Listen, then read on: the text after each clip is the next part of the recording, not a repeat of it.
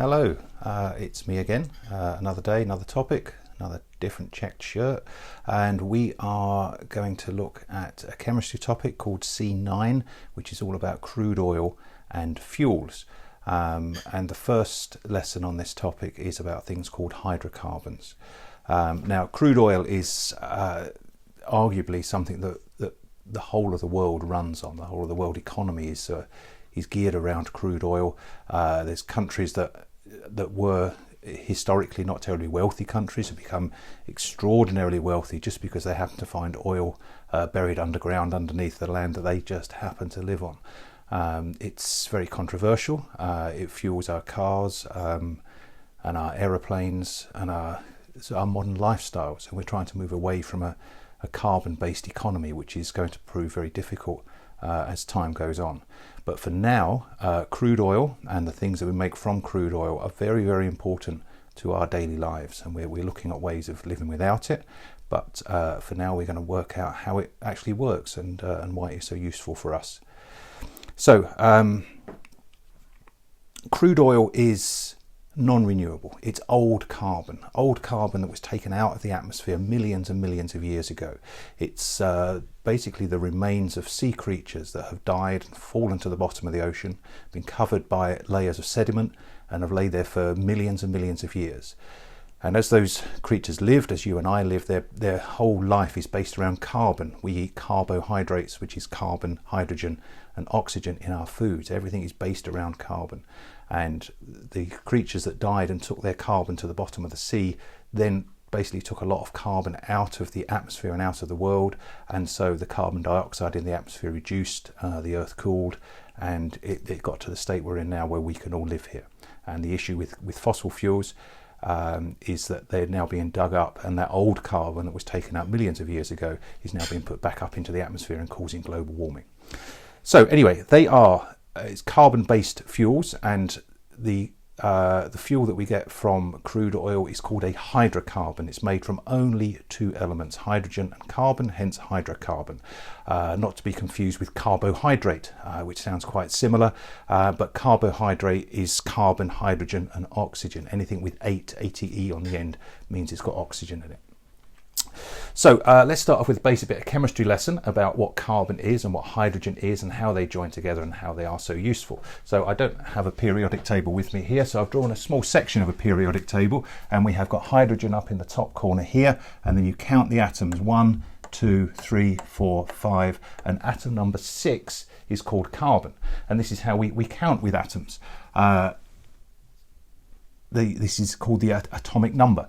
Now, hydrogen has got an atomic number. Yes, please, I will have a cup of tea. Thank you very much, and that's staying on the video. Hydrogen has got an atomic number of 1. Carbon has got an atomic number of 6. And what that means is that hydrogen contains 1 proton. Carbon contains 6 protons. The different atoms that we have in the periodic table, they all have different properties, and they work in different ways, but they're all made of the same 3 building blocks: protons, neutrons and electrons. And protons are identical across the universe. Every proton is exactly the same. Every neutron's the same, every electron's the same. And the only thing that makes these atoms different from each other is how many of the things they have in them, and actually how many protons we have in them. So hydrogen has got 1 proton, and as we know, a proton is a positive charge that hangs around in the nucleus of the atom, and to cancel out that positive charge we need a negative electron orbiting around the outside. So we have got a plus in the middle and a minus on the outside, and so that is a neutral atom. Carbon has got 6 protons in the middle. It's also got 6 neutrons, which is why it's 12, but I'm just interested in the protons at the moment. So I'm going to say 6 lots of protons live in the center of that carbon atom. And if you've got 6 protons, which have got positive charge, you need 6 electrons, which have got negative charges, to cancel them out. So a little basic bit of chemistry, we have electron shells, little orbits that we can fit these electrons in. And the first shell can hold 2 electrons and then it is full. And then the next shell can hold up to 8 electrons. And so we have got 6 electrons to put in here. We've got 2 in this shell. We're going to have 1, 2, 3, 4 there. So we've got a total of 6 electrons around this carbon atom. Now the whole of chemistry is built on atoms trying to fill up these outer shells one way or another. And so this carbon atom here, it's got 4 electrons in its outer shell. It would dearly love to have 8 electrons, and then it can be happy, and then it is stable. So it's got spaces. It would like one here, one here, one here, and one here, and then it would be full. And so what you may remember from covalent bonding, which you've done previously, is ways of filling these up. So this hydrogen here, that wants 1 more electron. That's got a space here. Carbon has got 4 spaces here. So what we do, now I'm going to change this ever so slightly. This carbon electron, which I've drawn as an X, I'm going to draw it as a dot. It's exactly the same, but it's just when I put it on this diagram here, you can see where the electrons have come from. And so if this hydrogen atom here was to join with this carbon atom and share its 1 electron with one of the carbon electrons, looking from the center of the hydrogen atom, it would see 2 electrons now in its outer shell. So the hydrogen is happy. The carbon has now got 5 electrons in its outer shell. So it's a little bit happier, but it needs some more. And so we fill up these spaces with more hydrogen atoms. 1 here, 1 here, and 1 here. So now each of these hydrogen atoms appears to have 2 electrons in its outer shell, so that's happy. And now the carbon has got a total of 8 electrons in its outer shell, and so that is happy. This is a hydrocarbon. This is the simplest hydrocarbon. It contains 1 carbon and 4 hydrogens, and that is called methane. And that's the simplest hydrocarbon that we can get. And methane is the gas that runs gas cookers and gas central heating and things like that. So we have got methane as a hydrocarbon. We can draw it like this with all the electrons, or a simpler way of doing it, and you'll see why in a moment, is we will draw hydrogen with 1 arm sticking out like that, basically saying it wants 1 electron. And we draw carbon with 4 arms sticking out here, looking for 4 more electrons. And so we can put a hydrogen on the end of one of these arms. And that is a way of drawing, because the hydrogen's got 1 arm, so that's happy because it's holding hands with one of the carbon bonds here, and the carbon is now holding hands with all 4 of its spare hands, if you like, are holding on to hydrogens. So we can draw a hydrocarbon like that, and we call that one, let's draw them over here, that is called methane. And it has a formula, 1 carbon, 4 hydrogens. We could do it like that. There's another way of doing it.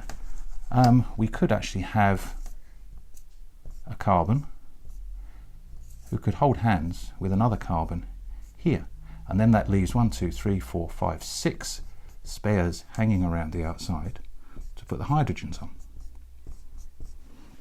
And so this now, that all the bonds are held together, and that is called ethane, which has got 2 carbons and 6 hydrogens.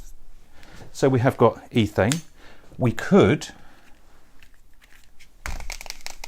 draw another one up here, which could have 3 carbons all held together like that. So each one of the carbon bonds holds onto another carbon, and then you've got the spares around the outside, and you can probably see where this is going. And this one is called propane, and that has got 3 carbons and 8 hydrogens. Now you could keep going with this. You could have butane. Now butane is a gas that you use if you go camping, and that has got the formula C4. So now it's got 4 carbons in a chain, and it has 10. That should have been 8 up there. It has got 10 here. So you can see a pattern going on here. As these carbons go up by 1, the hydrogens go up by 2. But there is, you start off with, you have a head start of a 2, if you like. So for each one of these carbons, you have got 2 hydrogens, and then you've got 2 hydrogens at each end. So the general formula for this, if you have a certain number n carbons, you are going to have twice as many hydrogens plus another 2 that sit on the end. So this is a general formula for this type of this type of hydrocarbons, which are called alkanes. Let me write this over here.